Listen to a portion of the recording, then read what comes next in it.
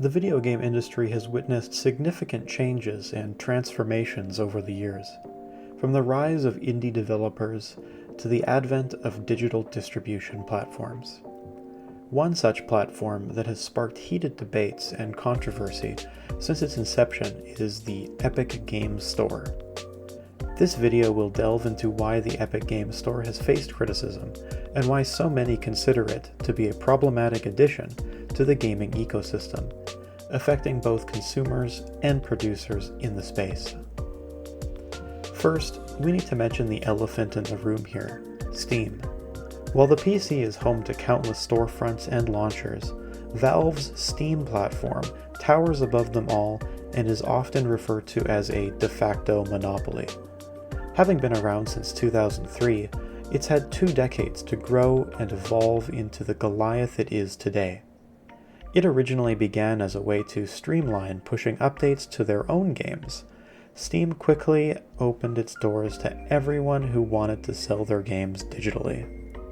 Today, it boasts the most fully featured launcher and store around, with renowned customer support to boot.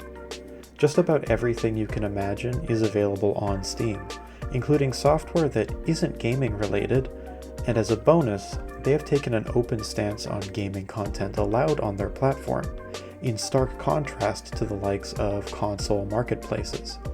Games do not need to be rated by the ESRB to be sold here.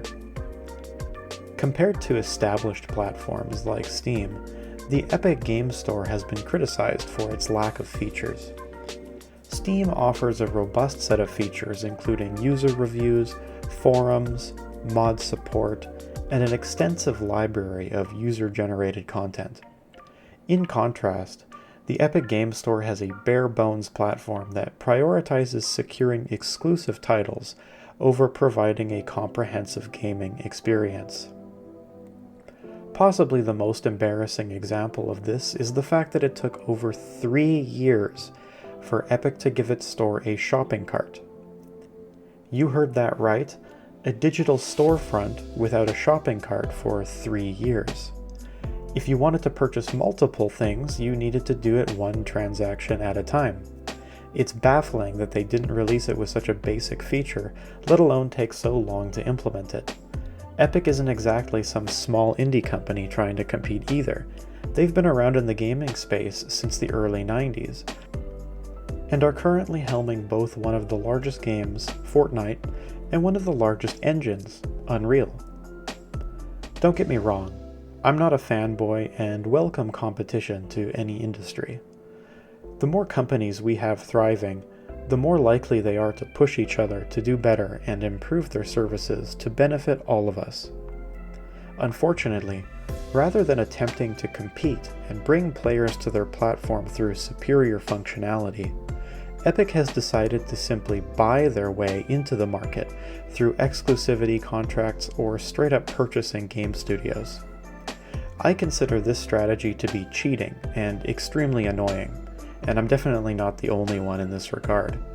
A massive part of what makes PC gaming so amazing is the endless amount of choice you're given, from the hardware you utilize to the carefully customized software experience.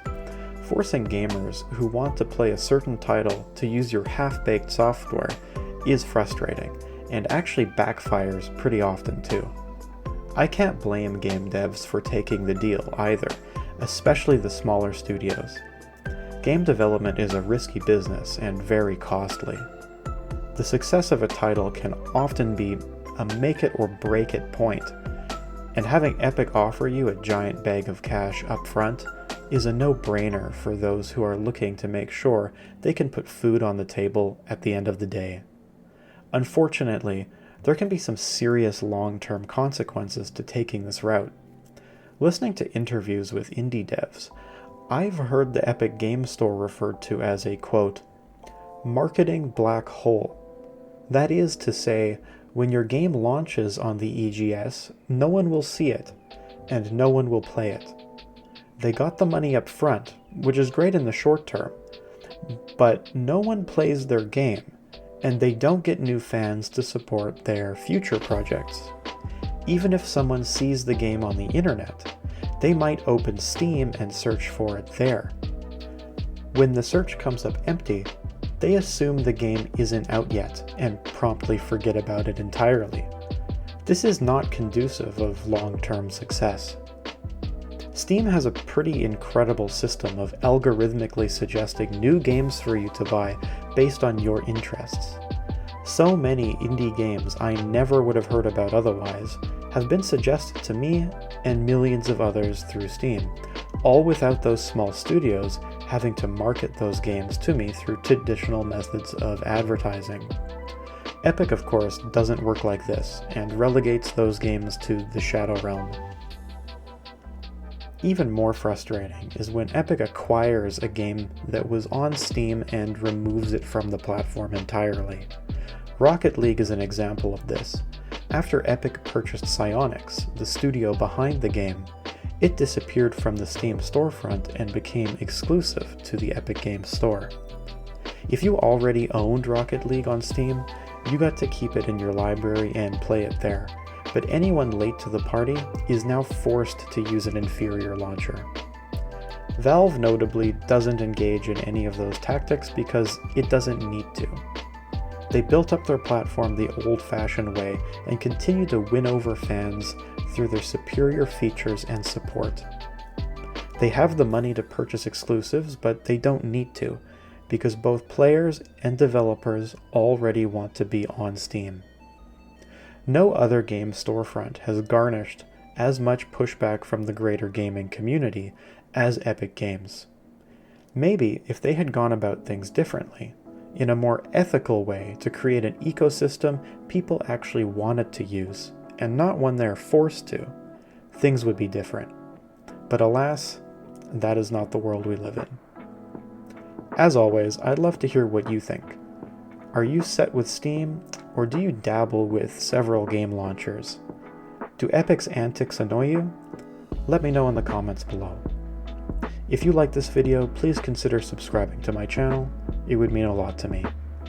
My goal is to hit 1,000 subscribers, and when I do, I'm going to do a full game room tour you won't want to miss. Until next time, thanks for watching.